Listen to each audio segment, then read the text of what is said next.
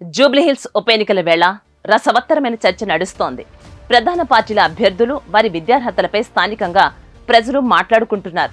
ఇందులో కాంగ్రెస్ అభ్యర్థి నవీన్ యాదవ్ గురించి అంతా చర్చించుకుంటున్నారు.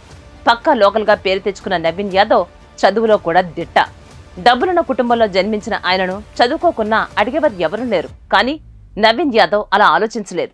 వ్యాపారం చేసినా ఉద్యోగం చేసినా చివరకు ప్రజాసేవ చేసేందుకు రాజకీయాలకు వచ్చినా చదువు మనల్ని అత్యున్నత స్థానంలో నిలబెడుతోందని ఆయన భావించారు. అందుకే కష్టపడి చదువుకుని బిఆర్ పూర్తి చేశారు. ఆర్కిటెక్ట్ గా తన సొంత కంపెనీలో చేరారు. తన రియల్ ఎస్టేట్ వ్యాపారాన్ని లాభదాయకంగా నడిపారు. ఇప్పటికీ నడిపిస్తున్నారు కూడా.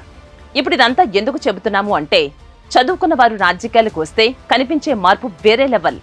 అందుకే మేధావులంతా ఎప్పుడూ కోరుతూ ఉంటారు, చదువుకున్న వారు రాజకీయాల్లోకి రావాలని పిలుపునిస్తూ ఉంటారు. అయితే చదువుకున్న ప్రతి వ్యక్తికి పొలిటికల్ ఎంట్రీ అంత ఈజీ కాకపోవచ్చు. కానీ నవీన్ యాదవ్ కుటుంబానికి ఉన్నటువంటి నేపథ్యంతో ఆయన రాజకీయాల్లోకి ఎంట్రీ ఇచ్చారు.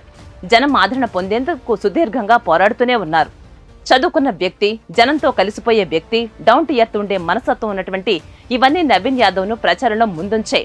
ఇక జూబ్లీహిల్స్ అంటేనే హైదరాబాద్ గుండెకాయ లాంటిది. టోటల్ తెలంగాణకే ఇదో హాట్ పాయింట్. సంపన్నులు, పేదవాళ్లు, అన్ని రాష్ట్రాల ప్రజలు ఈ ప్రాంతంలో స్థిరపడ్డారు.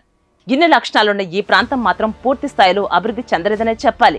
ఇందుకెన్నో కారణాలుండొచ్చు. అయితే ఈ ఉప ఎన్నికలు జూబ్లీహిల్స్ భవిష్యత్తును నిర్దేశిస్తాయనడంలో ఎలాంటి సందేహమే లేదు. ఎందుకంటే ఇక్కడ గెలిచే పార్టీపై ఈ ప్రాంతాన్ని అభివృద్ధి చేయాల్సినటువంటి గురుతర బాధ్యత ఉంటుంది. ఈ విషయంలో నవీన్ యాదవ్ పక్కా స్ట్రాటజీతో సిద్ధంగా ఉన్నారు. స్వయంగా ఆర్కిటెక్ట్ అయినటువంటి ఆయన తన నియోజకవర్గాన్ని అన్ని విధాలుగా అభివృద్ధి చేయాలని ఇప్పటికే బ్లూ ప్రింట్ సిద్ధం చేసుకున్నారట. ఒక ఆర్కిటెక్ట్ అధికార పార్టీ ఎమ్మెల్యేగా గెలిస్తే ఎలా ఉంటోందో చూపించడానికి ఉవ్వుళ్లూరుతున్నారట. ఎందుకంటే జూబ్లీహిల్స్ ప్రాంతంలో ఏ అభివృద్ధి జరిగినా రాష్ట్రంతో పాటు దేశం మొత్తం చూస్తుంది. అందుకే ఈ ప్రాంతాన్ని దేశానికి రోల్ మోడల్ గా తీర్చిదిద్దాలనేది నవీన్ యాదవ్ ఆలోచన. ఇందుకోసం ఆయన తన ఆర్కిటెక్ట్ డిగ్రీ చదువును ఉపయోగించుకోనున్నారు. చదువుకొని వాళ్లు రాజకీయాలకు చేయొద్దని కాదు, కానీ చదువుకున్న వారు రాజకీయాలు చేస్తే ఆ తేడా ఖచ్చితంగా కనిపిస్తుంది. ఇక టెక్నికల్ ఎక్స్పర్ట్స్ పాలిటిక్స్ లోకి ఎంటర్ అయితే అక్కడి ప్రజలకు అభివృద్ధి చేరువవుతుంది. ఇలాంటి ఉదాహరణలు దేశంలో ఎన్నో మనం చూసాం. నిత్యం జనంతో మమేకమయ్యే నవీన్ యాదవ్ కు వారి కష్టాలేంటో తెలుసు. జూబ్లీహిల్స్ ప్రాంతంలోనే పుట్టి పెరిగిన ఆయనకు బస్తీలో బాధలేంటో తెలుసు. మినీ భారత్ లాంటి జూబ్లీహిల్స్ ప్రాంతానికి కావాల్సిందేంటనే అవగాహన కూడా నవీన్ కు ఉంది. చదువుకున్న వ్యక్తి కాబట్టి అటు ప్రభుత్వంతోనైనా ఇటు అధికారులతోనైనా ఎప్పటికప్పుడు సంప్రదింపులు జరపగలరు. నియోజకవర్గానికి అవసరమైనటువంటి ఏ ప్రాజెక్టునైనా తీసుకురాగలరు.